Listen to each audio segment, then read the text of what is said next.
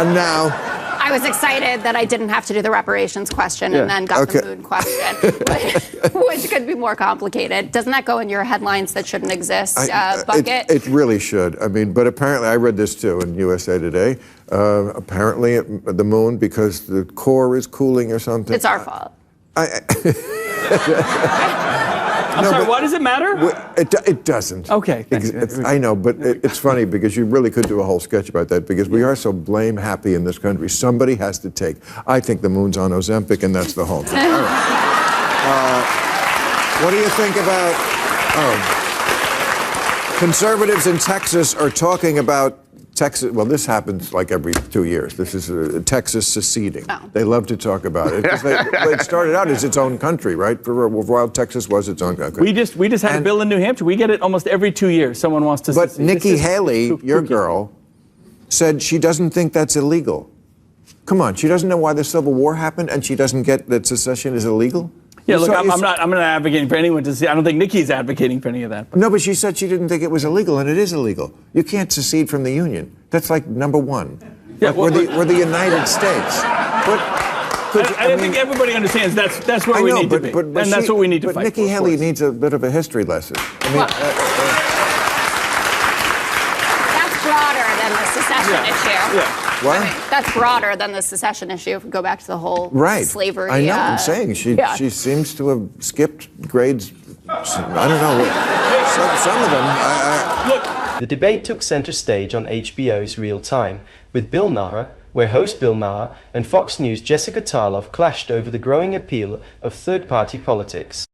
Maher, ever the skeptic, dismissed movements like no labels as political theater, empty spectacles that stoke voter frustration without delivering real solutions.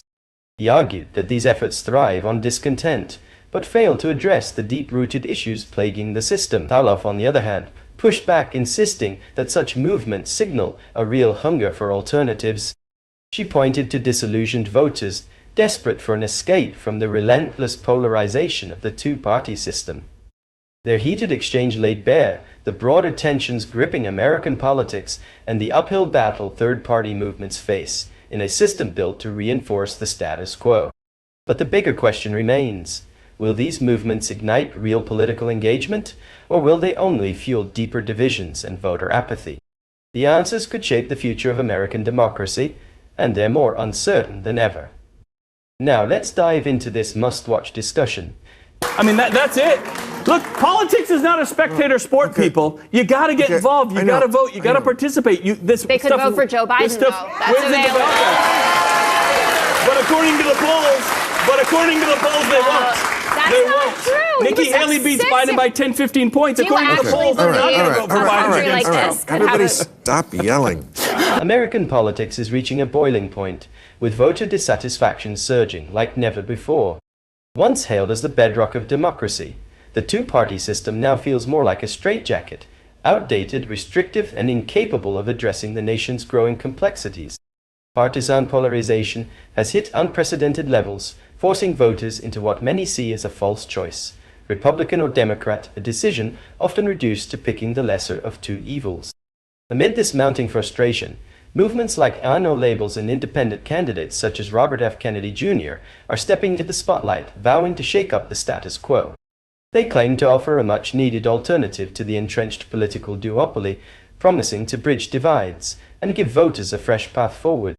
But are these efforts truly a response to deep voter disillusionment, or just opportunistic ventures capitalizing on political fatigue? Bill Maher didn't hold back his skepticism. He dismissed the no labels movement as little more than political theater, flashy, attention-grabbing, but ultimately lacking real solutions. In his view, these third-party efforts exploit voter frustration without a clear strategy to tackle systemic problems. Jessica Tarlov, however, pushed back with a different perspective. To her, the rise of third-party candidates signals a transformative shift in voter attitudes. Far from being disengaged, Americans are actively searching for a political home that aligns with their values, one that doesn't force them into the rigid binary of left versus right. With the future of American democracy on the line, the key question remains: will these emerging movements inspire real change, or are they just another detour in an already fractured system? One thing is certain, politics as we know it is on the verge of a shake-up. I'm shrinking now. Okay, Jessica, how damaging could a potential no labels presidential ticket be for Joe Biden? So this is an official third party now, no labels. Who is this? A bunch of grifters. Joe Manchin. It says, what do you make of rumors Joe Manchin will be their candidate? Oh, exciting. Well, I'll start by saying the no labels folks are grifters, and everyone should know that they're just trying to... Grifters? Grifters. Right. Yes. You don't think they're sincere? I think they're sincere like 40 minutes a day, and then I think the rest of it is just an attempt to get people who feel disenfranchised, like they're looking around, they're like, they're two 80-year-old guys, I don't like either of them. Right. Give me more money, give me more money. Right. And they don't really care what the outcome is, and they justify it by saying, well, it's going to suck either way. Wow. But apparently, the top polling no labels ticket is Nikki Haley as president and Joe Manchin as VP. I happen to think, and Joe Manchin is not my favorite Democrat, though he voted with us all the time, and I'm thankful for having someone in West Virginia. I don't think he would do something like that because it would just destroy an entire legacy that he's had. But they do take more support from Trump than they do from Biden. It's the same with like RFK Jr. If he were able to get on more than half a ballot or something like that. Their exchange cut to the heart of a deeper issue. A growing belief that neither major party is truly equipped to tackle the nation's most pressing challenges.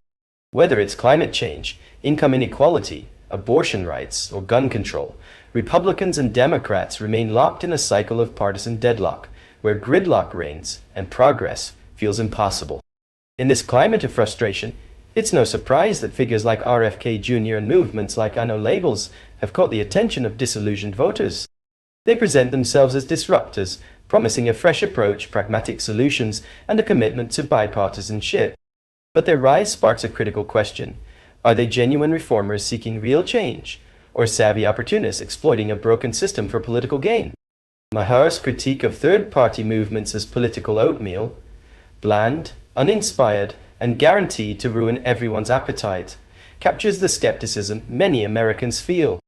The harsh reality is that the U.S. political system wasn't built to accommodate third parties. With its winner-takes, all structure, any attempt to challenge the two-party stronghold risks becoming a mere spoiler, siphoning votes, fracturing the electorate, and tilting elections in unpredictable ways. As discontent continues to mount, one thing is clear. The hunger for alternatives is real.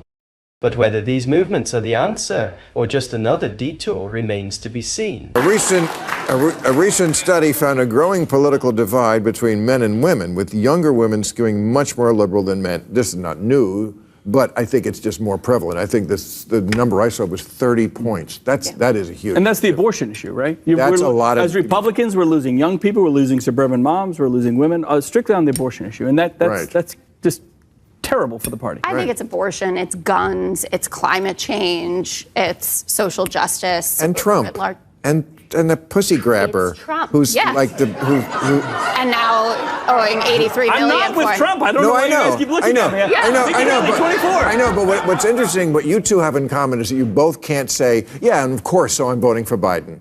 That you both can't do that. I'll challenge you. I just find that interesting.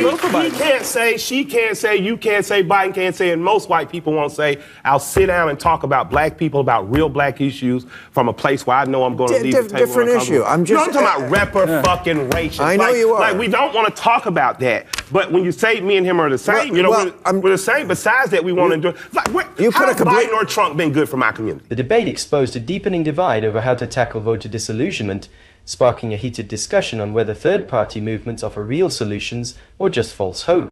Where do you stand? Drop a comment below and join the conversation. We want to hear your take. And if you enjoyed this discussion, don't forget to like, subscribe, and stay tuned for more thought-provoking content. Thanks for watching.